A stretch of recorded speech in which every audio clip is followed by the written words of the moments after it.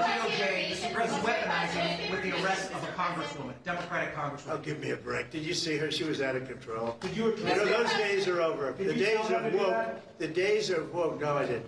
The days of woke are over. That woman, I have no idea who she is. That woman was out of control. She was shoving federal agents. She was out of control. The days of that crap are over in this country. We're going to have law and order. You told him you were losing patience. Are you losing patience? No, I didn't tell him. Who told you I said I'm losing? That's what we heard inside the room. You said It's a lie. Wait a minute. Who's told you that? What we heard from people inside the room. Oh, really? It's totally true. I never used the term. I didn't say losing. I didn't even talk about it. In fact, it's the opposite. I think we're going to get it done. I'm not losing patience. We're ahead of schedule. Anybody that told you that is a liar. Wait a minute. I never mentioned the word losing patience because I'm not losing patience. We're ahead of schedule. That's why I asked you. I want to get it clear. Why don't you go back to your source and tell them they're liars if the source even exists? And remember this, we were losing $5 billion a day under the past administration. I have to be a little careful the way I talk because there's a lot of anger about that administration. And by the way, the real question, who ran the auto pen? Okay, who ran the auto pen? Because the things that were signed illegally, in my opinion. I think we've just proved that. I think the thing that is most important to keep in mind is that none of this would have been possible if we had a functioning media that had respect for the American people. It is their utter contempt for anyone who doesn't vote for their chosen people that allowed this to happen. Because as you pointed out, Megan, again and again, you had this story. You were showing the clips. Anybody listening to your program or any conservative media was exposed to this, so much so that even Democratic voters understood that he was too old. And it is their utter contempt for Republicans, for people who vote for Trump, for working class people, for the normies of this country who are looking at this, looking at the footage and saying this is not okay, that allowed this to happen. And so what I want to know is, what are you in the media going to do to correct the character defect that has allowed you to think you are so much better and so much more important than average working class Americans that you can tell them not to believe what they're seeing with their own eyes? And of course, Megan, this all has to do with the class divide and the fact that journalists are part of the elites, that the vast majority of American journalists are in the top 10%. These are people who have degrees from elite institutions, which actually make them much worse at their job because they think they are so much smarter and so much better and so much more educated than average people. The people telling the great American story absolutely hate the American people. That is the only way you end up in a situation like this, Megan. I had to lead in with Trump because Trump brought to light and the attention that these people are fake news. As you saw in the intro, they try to put out narratives about him weaponizing the DOJ. He debunked that. He nukes that. He destroys that narrative. He said, you don't see the video of her shoving people around? She was out of control, that lady. We need a prosecutor. The days of folk are over. They talk about, oh, you said you were losing patience. He was like, when did I say that? Who told you that? Tell your source that they're a liar. Stumbling and fumbling. And here's another question, right? Because here's a way I think, because I've been like sitting on this and thinking, what way would it take for the media to gain back credibility with me? The auto pen story. Who was running the auto pen? Let's see if they can actually do real journalism, because after this bombshell, I think that's the next biggest part, because there's alleged rumors that whoever was managing the auto pen was getting paid to use it. And if you see the record, Joe Biden did what, 8,500 auto pens? It gives some validity, or at least enough kind of circumstantial evidence to suggest that maybe someone had a financial or other motives and incentives to use the auto pen in Joe Biden's name, which Donald Trump is trying to use and say that, hey, that makes all his pardons illegal too, because it wasn't actually him doing that, because he was being taken advantage of. Joe Biden was being abused. And these people here, like these snooty, look, I put that commentary from Batia about how journalists think they are better. They think they're so much better than us. Look at these deranged people. There's reports that New York Times articles suggest that Democrats are looking for their own Joe Rogan. Problem is, they had Joe Rogan, and y'all just became too woke for him. The party's mega donors are being inundated with overtures to spend tens of millions of dollars to find their own version of Joe Rogan to counter GOP online clout.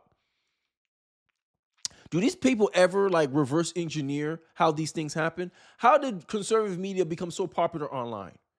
Well, most of the time they get things right. Their conspiracy theory becomes true given enough time. They always get vindicated about certain angles they take on things, and they happen to call it right on the dot, which is, I gave an example of Megyn Kelly and many conservatives who are talking about how Joe Biden is not mentally well. What we got gaslighted with, cheap fakes. This is how GOP built their clout online. And these out-of-touch people think, oh, let's just throw more money. Like with everything, let's just throw more money at it. Not situations like this is what's hurting liberals' credibility. In 2019, Biden's doctors reported that he had an enlarged prostate, but he had no cancer. So you'd think that, that would trigger some extra urgency for regular PSA screenings, but apparently not. We're supposed to believe that they didn't do any screenings at all. For a guy in his late 70s, 80s, who has an enlarged prostate, they're doing regular screenings. And they're doing the physicals for the president precisely because they want to find out if he has anything like a fatal disease. And so we're supposed to believe that a PSA blood test was not part of that at any point. Then in 2024, Biden's physician reported that he was, quote, a healthy, active, robust 81-year-old male who remains fit to successfully execute the duties of the presidency. But again, nothing about his PSA levels. There's also nothing in the reports to indicate that he was being treated in any way for cancer. At the same time, CNN just interviewed a doctor who stated that when prostate cancer is being treated, symptoms can include cognitive impairment and fatigue, which are both symptoms that Joe Biden obviously displayed during the campaign. Watch. He's 82. How would that dictate how he and his medical team make a decision about the treatment options? I think he's not my patient, but if I had a patient like him with all the medical stuff that he has, including whether it's the physical or the mental, you really have to take that into account because all these treatments do have potential side effects. One of the biggest side effects that I see in my patients that get these hormone treatments could be cognitive changes. So you have to kind of balance that. People can also get issues with fatigue and weight loss. Now, the urologist we showed earlier, Dr. Schusterman, said the same thing in his interview with News Nation. These treatments can cause cognitive impairment. So that raises some more questions. Do we know that Joe Biden was receiving any of these cancer treatments that fried his brain and made him so tired that, according to his own aides, he wasn't able to function after dark? At the moment, we don't. But we also don't have any reason to believe Biden's handlers when they say he wasn't taking these treatments, especially given all their other lies and given his behavior while in office. In fact, we cannot believe anything that anyone close to Biden says about anything at all, particularly anything related to his health. You just can't believe a word they say because we already know that they lied. Very basic deductions. But a liberal, you going down this line of thinking without evidence, and a liberal will call you a conspiracy theorist for doing exactly what Matt just did right there in that segment. Make it make sense. That's what many Americans were doing. Yo, this man don't look well. Man, this man look off. Something's off. Everyone's instincts was going, something's off. You're telling me, that normal people, right, who don't watch politics, like my wife is not into politics like that. She noticed, hey, something's up with Joe Biden, man. Every time I tell her something, I said, no, that don't seem normal. That don't seem normal. You sure he's fine? You sure he's healthy? Hey, babe. They reported that he's fine. He's spry, right? He's falling off bicycles in public. Well, but he's fine. He's falling downstairs, two feet stairs on stages, going the wrong way. Oh, everything's fine. Everything's fine, says the media. And what doesn't help the media's credibility is their attempt to keep downplaying this thing. Here's Bill O'Reilly debating with Chris Cuomo as Chris Cuomo is trying to downplay the Biden cancer cover-up. Out of a PSA test, was given to President Biden in February of 24. Why? If it was not, why not? But Right. why do I care? This is advancing the story. That's not it. But who cares Because if he if had you have prostate cancer or not? Prostate cancer is. If I ask a poll in the chat right now, like not in the chat, in the comment section, do you care about this story? Let me know in the comment section. I think Americans should care because it just shows how bad liberal bias has become. Blind Trump derangement syndrome, right? Journalists in the profession saying that they can't cover the news objectively because it could help Donald Trump. Make that make sense. They have to cover Donald Trump 100% of the time negatively and Democrats almost 100% of the time positively. And that's what they did with Joe Biden. They always frame it in the best light. They always giving him the benefit of the doubt. And now Americans are trying to find out how deep this rabbit hole goes so we know to make adjustments for the future. So when something like this comes out, we're better prepared to deal with your nonsense. That's why people care about this story. Let me know if you agree with me in the comment section. Even if you disagree, let me know in the comment section.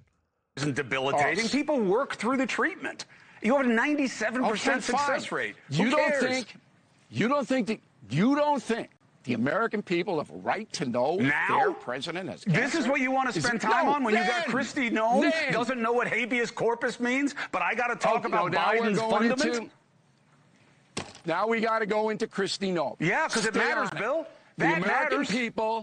And that's something I've been noticing. A lot of people who align, like Chris Cuomo, I'll say he's a leftist, but he claims to be a center leftist. Who knows? They always try to go, let's just go away from the story because it highlights, how y'all all missed this. Chris Cuomo, you're probably politically connected. How you did not see that this was going on with Joe Biden? How do you not know? There's reports about how they built a stage and it took 2 hours for Joe Biden to record something and they still couldn't use it for their campaign ads. You didn't hear inklings of that? And remember in the intro I showed you how a reporter was like, oh, someone said you said this, President Trump. Where's those kind of line of questionings for Democrats? And this is the problem I think many Americans have with the media, especially independents such as myself, is that the media treats liberals and Democrats with kid gloves. And they go no holds barred with Republicans. And this is why Republicans come across more articulate, more clear, more direct, because they have to. If the Republicans are not direct, media will spin them to hell, as you saw from the intro with Donald Trump. And that's why I led in with that, to show you an example of how journalists, how much fervor, how much no holds bars they go at Donald Trump. But look how they treated Joe Biden with kid gloves. But I digress. That matters to the American people.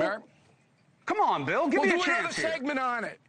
No, I am doing another segment on Kristi Noem. Has nothing to do with Joe Biden. It has to do with what you decide to focus on. You believe that the American people. But that applies to you too, Chris Cuomo. That applies to you too. And this is why I say in my view, in my estimation, let me know if you disagree with me in the comment section. I don't believe there's no such thing as a centrist, in my view. Humans are too emotional. Humans are too biased to be a centrist. There's no such thing as a true centrist. There's none. You have a preference. You're unaffiliated. I can see that. But you're not unbiased. Chris Cuomo's trying to do this unbiased. Oh, it's what you focus on. The only way you can be unbiased if it has nothing to do with you personally. Like you commentating on affairs of another country. That's the most neutral, the most unbiased you can possibly be when it has no physical tie to you. But if you live in this country, if you're an American citizen, you have a position. Either you're ignorant of that position, you don't know of that position, you're not sure of that position, but you have some leans, you have some leanings. There's certain preferences that you have that essentially lines you with one side or the other. You may not be on a side, but you sure face a direction. That's my argument, but let's continue. Have their interests served better by knowing whether or not Joe Biden had a prostate exam when president than in discussing the fact that the woman that Donald Trump says is the best to keep us safe does not know what the core protection in the Constitution is against illegal detention. You don't think that matters as much as Biden's ass? It's absurd. It's like comparing the NFL to the Women's Basketball Association. The American people have a right to know if their sitting president has cancer. Period. They have a right to know it. That's it. Kristi Noem doesn't matter to that. I don't agree, by the way. We know they don't Okay. have a right. We know Fine. they don't have a right. They have at best an invitation to a privilege because the presidents have a pattern of only telling us what they want to. So you have no right. It is a You don't privilege. think- That's you why we don't get think from that the- Trump that the he's my public has size a and right weight. to know. And I think they're having the wrong conversation. It's the fact that this highlights even more reasons. This is concrete evidence why we shouldn't support legacy media, because this proves that their reporting, their process is flawed, biased, right? It's used to suit a personal or a political agenda for a preferable party. Majority of them are Democrats. Only 3.2% of journalists are considered themselves conservative. So this is a black eye on the institution of journalism itself. This is why Americans care about the story, because the institution who has more political connections to the party, which is Joe Biden's party, was not able to inform the American people of the condition of the president of the United States of America. It highlights bias. This is why I think people care about the story. It's not about whether or not Americans have a privilege to know the condition of their presidents, which I think they do, because at the end of the day, you want our vote. You have to be more forthcoming about your current position to gain our trust to put you in power. That's why presidents should tell us their circumstances or be as transparent as they can. But it's the fact that the media are not consistent with how they approach journalism. Their journalism change based on who is in office, the political affiliation of the person they're interviewing. This points to the journalistic double standards of our current legacy media apparatus. And that needs to be fixed. I think this is why this story has not been, the Democrats have not been able to bury this. Because in the same breath, Democrats will gaslight Americans calling us that, oh, Donald Trump's a con man. Donald Trump's this, Donald Trump's that. But the biggest con is the Democratic Party itself. You led us to believe a certain situation about Joe Biden, and then years later, it's been proven to be completely false, completely made up. Democratic politicians are coming across as scammers, scam artists. The Democratic Party comes across to me as an independent, as a scam artist. The news media, especially the liberal news media, comes across as propagandists. You validate everything that conservative media has been saying about you. And what's your comeback? Oh, we need to move on from this. We need to press forward. But then we bring up examples of you not letting stories go, like January 6th and what happened in January 6th, right? You didn't want to let that go. But when it's Russia collusion stories, when it's 100 laptop stories, you just want us to press on? No, it's time to hold your feet to the fire. And this is more so to liberal voters, liberals themselves, because they allowed their party to go without no accountability because of their tribal politics. They expect conservatives to hold the Republican Party accountable, and we do. We're not this cult that the liberals pretend that we are. But like I said, every accusation is a confession, and this shows that a lot of liberals, a lot of Democratic voters are actually the ones in a cult, because only cults are not allowed to challenge their authority. Only cults are not allowed to challenge those who are supposed to represent them and have their best interests at heart, not follow their principles. And this is what's the annoying part about how conservatives feel about liberals.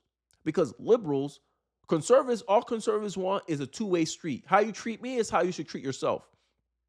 Whatever standards you have for me, you should have it for yourself. Because at the end of the day, you can't expect someone to live up to a standard that you yourself don't live up to. You call Donald Trump a liar, but then when you get caught in lines, you just want us to press forward and forget about it. Make it make sense. You have to hold yourself more accountable than the people who subscribe to a different worldview than you. And this is something the number one kind of pet peeves that conservatives have with a lot of liberals, progressives, a lot of leftists. They display this behavior. They do a double standard, and then when the conservatives hit them back with that same double standard, they want to cry foul. And people are sick and tired of the media and liberals doing this. This is more a referendum on liberalism, leftism, than anything. Because they always brag about how they're going to hold the people in power accountable. But a party where liberals, leftists should have more sway, more control, more influence over, they got duped by the party themselves. Make that make sense. Bernie Sanders lost out on an election that liberals, leftists wanted to win, and he was likely to win, and they let their party gerrymander in the process to let Hillary Clinton beat Bernie Sanders. And what did leftists do about it? They capitulated. They went along with it because they hated Donald Trump. And this shows you that the leftists, they don't care about actually making people's lives better. Leftists only care about seizing and getting close to power. And that's always been the MO of progressives, socialists, Marxists. They don't care about improving lives. They only care about gaining power. But I digress. Let me know your thoughts and perspectives in the comment section below. I'll be interested to hear your thoughts and your perspectives in the comment section. Don't forget to like, comment, subscribe. It really does help me out in the algorithm, please. And I'll catch you guys on the next one. Peace.